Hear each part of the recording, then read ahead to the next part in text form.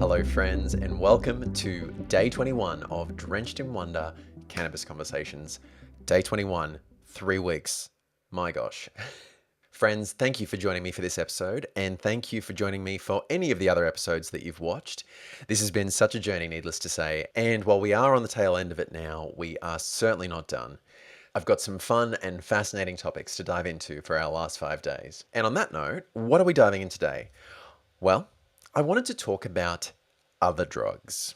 Obviously, I talk quite openly about cannabis, and so, one may wonder, do I have a stance on other drugs as well? Do I use other drugs? Have I tried other drugs? So first, what do I mean by other drugs? Right? Because technically, caffeine is a drug, alcohol is a drug, nicotine, psychedelics, MDMA, cocaine, ketamine, heroin, meth, ecstasy, the list goes on. Caffeine, somewhat of a user.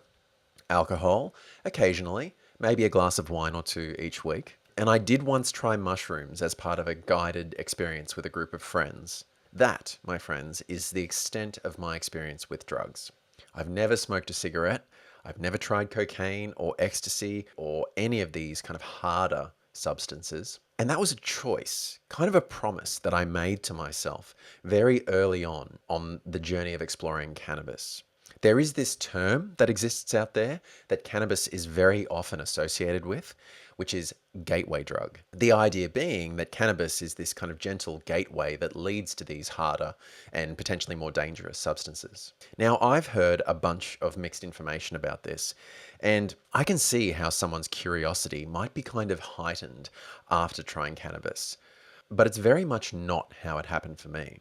And regardless of any curiosity that I felt to go beyond cannabis, I made the promise to myself early on that this was as far as I would go. The element of curiosity for me is more than taken care of by cannabis. There's still so much that I have to explore there.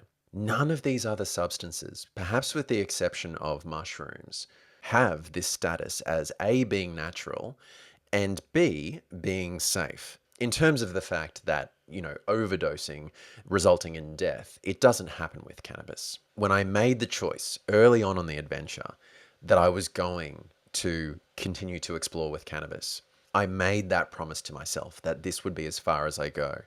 It was a really firm boundary that I just put in place, that even if it was available to me and even if I found myself tempted, I would not go down that path. And of course, I'm not here to judge anyone who would go down that path, but the value that I put on sustainable and kind of ongoing functionality, it just outweighed any curiosity that I had towards other substances. So in that way, for me, it was actually kind of the opposite of a gateway.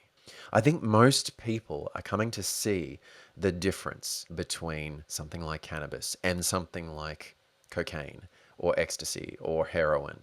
Again, education and common sense. So, cannabis. That's it for me, as far as I would go. And I've never really been tempted to venture outside that, then or now. The fact that cannabis is natural, it's plant-based, it's gentle when used with intention. And I guess it all does come down to intention, really. Like, a lot of people who use these harder substances are perhaps looking for the next level of intensity.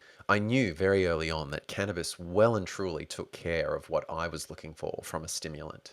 And even though I haven't tried these other drugs, I also don't need to try everything to know what's right for me. Maybe some do find meaning or connection or insight or transformation through these other substances. And I respect that if so. But the common sense tipping point for me just goes that little bit too far. It's like, it's not worth it. And I've just never felt the pull. I did for cannabis.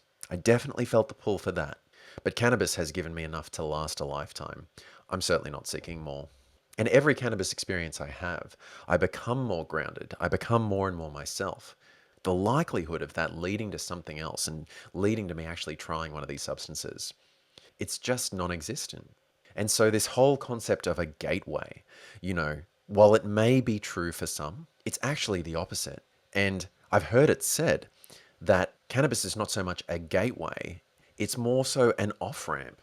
People who are addicted to other substances, for example, including legal ones, may find benefit in using cannabis to move further and further away from those substances.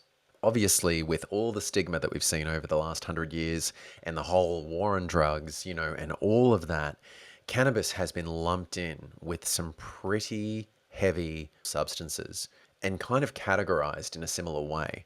But as we see, and as most of us kind of like just inherently know, there is a huge difference between cannabis, this natural plant, and these other substances like heroin and meth and cocaine and ecstasy. And I'm not necessarily saying these drugs are bad. Dr. Drew Pinsky says that there is no such thing as a bad drug. It is the circumstances. But if we choose to venture into this realm of exploration, then there is value and benefit in doing so with intention and also setting boundaries just with ourselves.